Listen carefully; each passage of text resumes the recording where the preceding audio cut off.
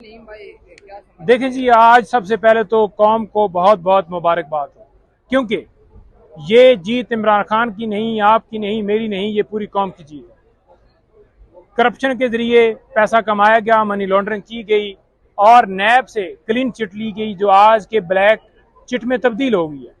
Supreme court ने जो फैसला दिया है उसमें उन्होंने वाज़ा किया है कि ये जो 50 करोड़ तक करप्शन जायज़ करार दी गई थी उसको ख़त्म किया जाता है।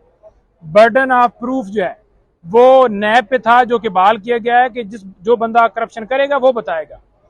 और साथ साथ जो मकसूद चपरासी और दूसरे अकाउंट उनके हवाले से ये जो अमेंडमेंट्स की गई थी वो भी बहाल की गई हैं।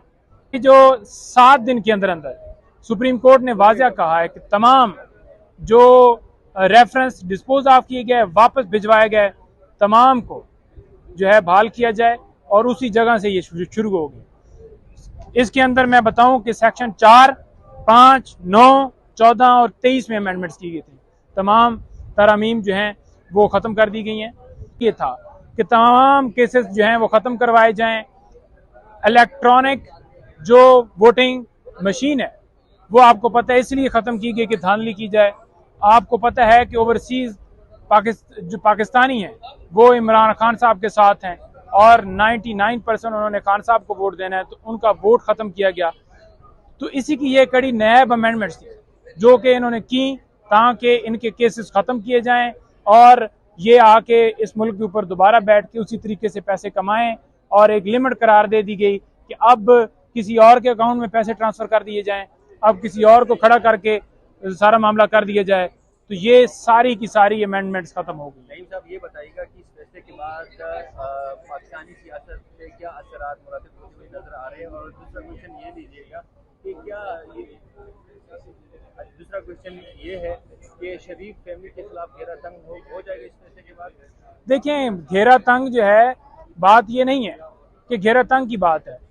चाहे शरीफ फैमिली हो, चाहे जरदारी फैमिली हो, चाहे पीडीएम की कोई और जमात हो, चाहे कोई ब्यूरोक्रेट हो, चाहे कोई बड़ा ऑफिसर हो, जितने लोग हैं, जिन जिन लोगों ने अमेंडमेंट से फ़ायदा लिया, तमाम जो है ज़ुमरे में दोबारा आ गए और उनके लिए घेरा तंग हो गया।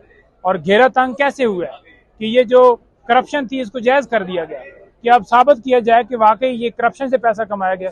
कैसी मुज़क्का खेज अमेंडमेंट्स हैं।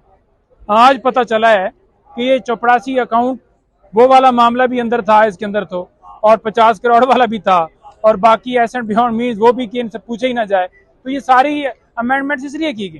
खान साहब के ऊपर जो फायदा कहते हैं, कैसे खान साहब को फायदा है? बात यह है कि जो उनके ऊपर केसेस बनाए गए हैं वो तो हैं ही 50 करोड़ से नीचे के, तो फायदा तो उनके लिए नहीं है, क्योंकि उनके ऊपर जो केसेस बनाए गए हैं वो 50 करोड़ वो तो इसके अंदर आते हैं। तो अगर उन्होंने फायदा लेना होता तो वो कहते कि ठीक है, अमेंडमेंट्स ठीक है। उनको पता था 200 के करीब केसेस जो बने हैं। जब हुकूमत खत्म हुई, हमारी पहली मीटिंग हुई, खान साहब ने कहा कि अब ये लीगल जंग है और लीगल के साथ साथ सियासी जंग भी है और ये मेरे ऊपर केसेस बनाएंगे।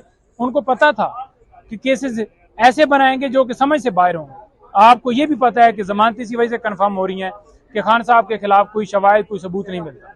अच्छा नईम साहब, ये बताइएगा जिस तरह नेब के हवाले से जो नेब तरामीम का केस काफ़ी अर्से तक चलता रहा, तकरीबन 53 तक समाअत हुई है इसमें, कौन को आसान अल्फाज में ये बताइएगा कि नेब के अंदर इन्होंने कौन सी तरामीम की थी और जो अभी सुप्रीम कोर्ट ऑफ पाकिस्तान ने आज जो फैसला सुना और वो सारों को। मेरे भाई, मैंने पहले आपको बताया है कि जो 50 करोड़ करप्शन नहीं, फेडरल गवर्नमेंट जो डिसीजन देगी, गवर्नमेंट ऑफिस जो फैसले देगी, उनको नैब के अख्तियारात से बाहर कर दिया गया था। यानी कि उनके डिसीजन करप्शन के हवाले से या कोई पैसों के हवाले से, एसेट बियॉन्ड मीन्स के हवाले से वो ख़त्म कर दिए गए थे। आज वो बहाल हो गए हैं। 50 करोड़ तक जो करप्शन है उसको जायज़ करार दिया गया था। उससे नीचे जो है वो केसेस ही नहीं चलाए जाते थे नैब के अंदर। उसको बहाल कर दिया गया कि जो अगर 1 करोड़ की करप्शन होगी, 1 करोड़ का केस होगा तो वो चलेगा। ये नहीं कि 50 करोड़ से नीचे वाली जो है वो केस नहीं चल सकते। दायराकार इसको महदूद किया गया था। अच्छा, तीसरा ये था कि इसके अंदर जो वाज़ेह तौर पर उन्होंने ये कहा कि जो फेक अकाउंट्स हैं उनके हवाले से, कि अगर मिसाल के तौर पर मकसूद चपरासी के अकाउंट में पैसे गए हैं, ठीक है, तो ये इनके ऊपर जुर्म बनता था कि आपके फैक्ट्री का मुलाजिम है जिसके पास पैसे नहीं है और आपने पैसे भेजे। इन्होंने इसको ख़त्म किया था, फेक अकाउंट्स को, वो बहाल कर दिया गया है। फिर बर्डन ऑफ प्रूफ क्या है जी, कि अगर करप्शन मैं करता हूँ तो नैब साबित करेगा कि मैंने करप्शन कहाँ से की। अब मैंने इंटो से की बिल्डिंग से की, फॉर एग्जांपल मैंने कोई और किसी से रिश्वत लेके की, नौकरियों के मद में मैंने पैसे लेके की। तो नैब को समटाइम नहीं पता होता कि कहाँ से ये करप्शन की। उन्होंने तो देखना है कि इसके जो एसेट्स हैं, इसकी जो इनकम के जराए हैं वो कम है, इसकी ये 2 मशीनें हैं जो मौके के ऊपर काम कर रही हैं, लेकिन इसकी अकाउंट में करोड़ों रुपए पैसा कैसे है। तो उसको उन्होंने ये कहा है कि वो खुद बताएगा कि मैं पैसे इधर इधर से लेता हूँ, ये मेरे अकाउंट्स हैं, ये मेरी गाड़ियां चलती हैं, ये मेरी मेट्रो चलती है जिससे मुझे इनकम आती है। तो ये उन्होंने बहाल किया कि वो खुद बताएगा, ना कि नैब के ऊपर होगा।